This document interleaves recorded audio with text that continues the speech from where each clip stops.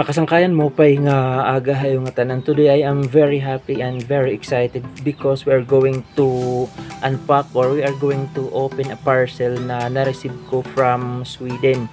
So galing to kay Ma'am Dayday Pinay in Sweden na kapwa natin YouTuber. So please subscribe to her channel. Ito po yung channel niya, Dayday Pinay in Sweden. So kung hindi ako nagkakamali or kung tama yung pagkakaintindi ko dito sa nakasulat ay ipinadala niya to noong January 5, 2021 at na-receive naman or dumating dito sa aming post office March 1, 2021. So ngayon ko lang nakuha. Actually hindi ko pa to makukuha kung hindi ako nagbaka sakali at pinuntahan ko yung aming post office dito sa Eastern Samar.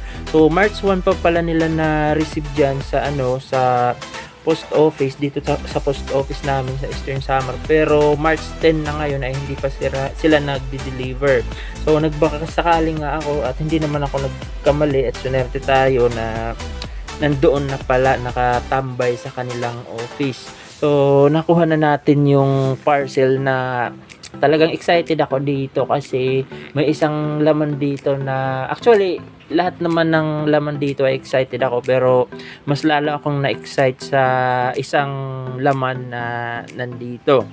So ano na natin i-open na natin ang ating parcel na natanggap from Sweden. So maayos pa naman yung medyo lukot-lukot lang yung yung ang tawag dito yung pinaglagyan pero buti na lang matibay na klase ng yung tawag dito box ba to or envelope kasi makapal at saka matibay talaga na klase ng papel yung gamit nila kaya okay pa yung hindi siya nasira at saka hindi rin siya napunit kahit inabot siya ng 2 months or lampas 2 months. So bubuksan na natin. Ayan, ang ganda-ganda pa ng pagkakapak. Actually alam ko na yung laman nito kasi ipinakita niya sa isa niyang vlog kung ano yung mga laman nito pero excited pa rin ako. Talagang matibay yung nila ang hirap buksan.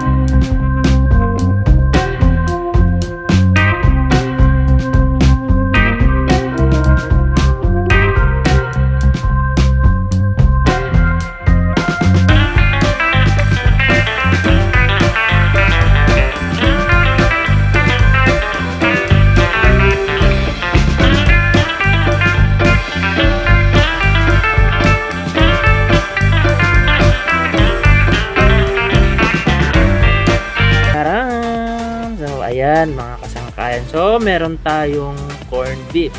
So, ang maganda sa mga ganitong corned beef, yung galing sa ibang bansa, tapos ganito yung lalagyan, kasi talagang full pack yung yung laman nito. Talagang hindi nga umaalog eh. Kasi nakapag-open na rin ako ng mga ganitong corned beef, yung galing sa USA. Talagang punong-puno ang laman ng mga ganitong corned beef. Di gaya ng mga corned beef natin dito sa Pilipinas na pag inalog-alog mo yung lata, talagang aalog, tsaka masabaw. Hindi puno yung lata ng corned beef. Ito, punong-puno talaga to ng corned beef. So, meron na tayong isang box ng Paradise chocolate, tapos itong ham, at saka itong corned beef. So, excited tayo sa lahat ng yan, pero dito ako sa last na laman mas excited kasi nga alam niyo naman pag plantito, ayan, kasi meron siyang ipinadalang seeds ng halaman na hindi ko pa nakita dito sa Pilipinas. So, we are going to try kung tutubo siya ng maayos at mamumulaklak dito sa Pilipinas. So, ito po yun mga kasangkayan. Odla. Blue ball. Nakalimutan ko na kung ano yung pangalan ng halaman na to. I-search ko na lang tsaka ilalagay sa subtitle kung ano yung nakalimutan ko, basta may yun eh. Something blue sa kanyang pangalan. So, sikat daw din to na halaman sa Sweden. So, susubukan natin dito sa Eastern Samar kung tutubo siya ng maayos at saka kung mamumulaklak. Ayan. So, ayan na mga kasangkayan yung laman ng ating parcel na natanggap from Sweden. Ma'am Dayday, I can't find the words. Thank you is not enough, pero ganun pa man, maraming salamat po sa regalo na ipinadala mo sa amin.